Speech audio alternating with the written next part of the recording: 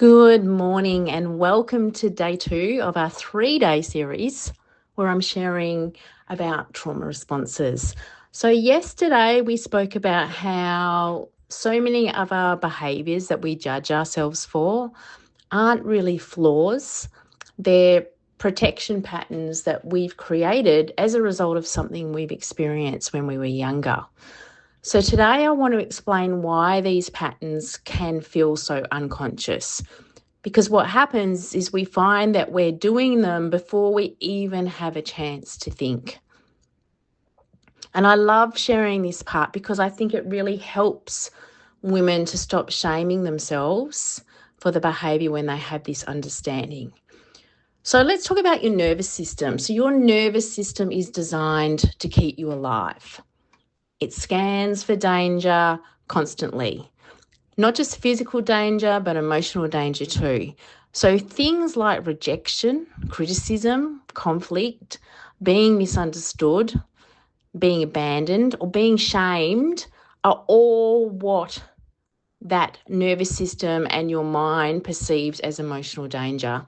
So if your body has learnt that these things are unsafe, if you experience these things at any time in your life and you didn't feel you were able to cope with them, if it created a lot of hurt, a lot of shame, then what will happen is your unconscious mind is going to want to try to prevent them. And so it does this through creating the patterns. So when I say trauma responses affect your behaviour unconsciously, what I mean is it's your body remembering what your mind may have normalised.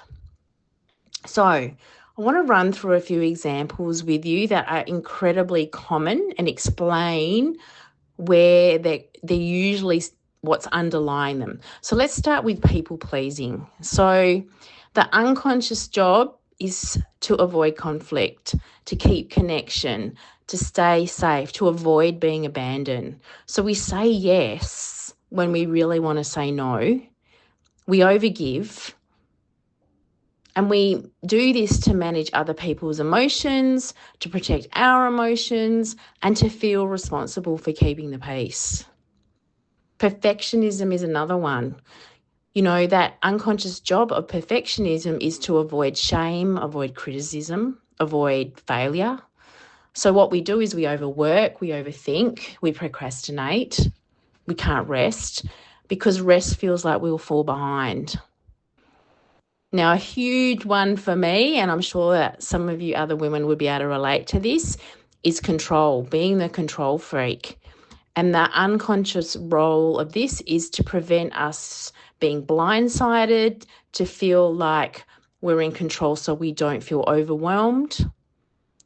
So we try to predict the outcome. We organise everything, we manage the details, which is meant to help us feel settled, but often it can create us even more overwhelmed and feeling more unsettled. And we struggle to trust others to handle things. Shutting down or going numb is also another one.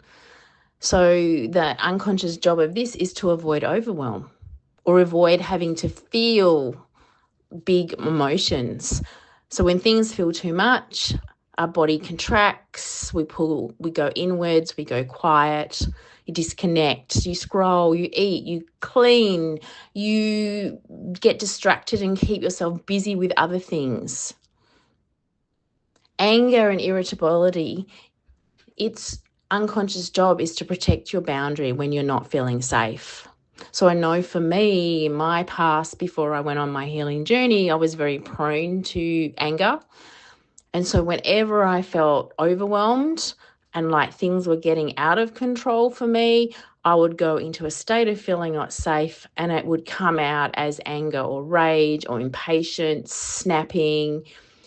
And we feel like everyone needs something from us and we feel overwhelmed and we can't breathe. So we don't wake up and choose these behaviours. They happen because the nervous system reacts faster than our thinking mind is able to react. So this is why we can read all the books, do conscious mindset work, understand the logic, and still find ourselves reacting because our body is just running that old safety program on autopilot. So I want you to do a quick reflection with me. What is your most common pattern when you're stressed? So think about when you're overwhelmed. Do you overthink? Do you overgive? Do you overachieve? Do you become controlling, or do you shut down or get snappy? And once you've recognized what that is, without shaming it, without judging it, ask yourself, what is the fear underneath that? Is it fear of being rejected, fear of being judged, fear of being burden to others, fear of failing? Fear of being abandoned is a massive one, or fear of just not being good enough. So here's a little simple body-based reset that you can use the next time you notice yourself with a pattern arising. So you recognize what's happening and try and see if you can catch yourself and pause, even if it's just for a couple of seconds. And then you want to bring your attention into your heart, into your body, your jaw, your shoulders, your chest, your belly. Notice where you're holding the tension. And taking a huge breath in, and as you exhale really slowly and heavy, just allow that tension to release and let your body know that the danger is past and it's no longer present. Reminding yourself that it was just part of you trying to keep you safe.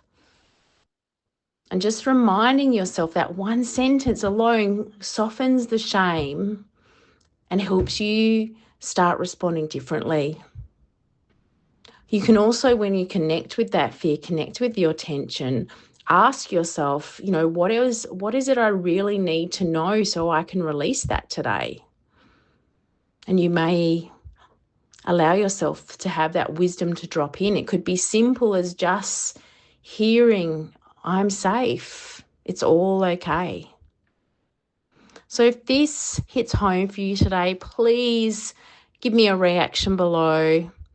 And what I'm going to do tomorrow is we're going to start talking about a gentle way you can start shifting these patterns. Not through forcing, because that never works. It's through safety, through regulation, and small actions that start creating real long-term change for us. So have a beautiful day today, and I look forward to seeing you tomorrow. Bye.